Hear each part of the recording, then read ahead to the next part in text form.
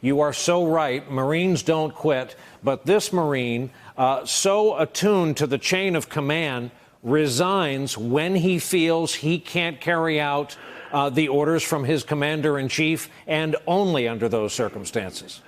Well, he made it very clear in his letter that there are certain things he believes are critical in order to protect the United States of America. He believes, I share the belief, I think just walking away from Syria is an absurd loss of leverage.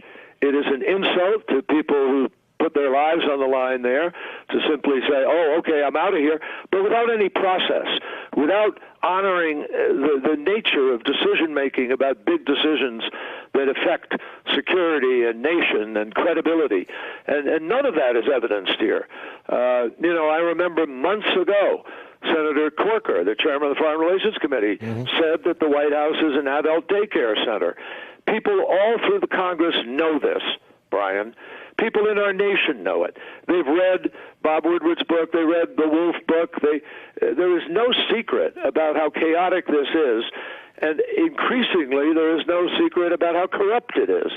And it's obviously not just corrupt on a question of criminality level. It's corrupt in terms of keeping faith with American principles, keeping faith with the direction of the country and the way we need to go and the way we need to govern ourselves.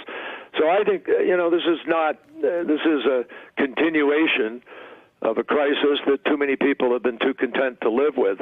And I think we have to be resolute ourselves about believing in the strength of our institutions, which I do, and I am convinced that we'll get through it, but it's not without great cost. Not without great cost.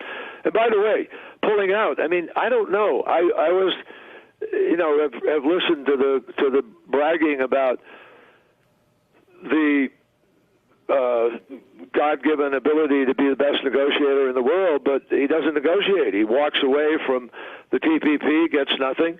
He puts three-quarters of it in the deal with Canada, by the way, and Mexico, walks away from the climate change deal, notwithstanding all the evidence that is there, walks away from the Iran deal without negotiating in a way to bring our allies on board and create a unity of effort to get a follow-on agreement, and now walks away from Syria.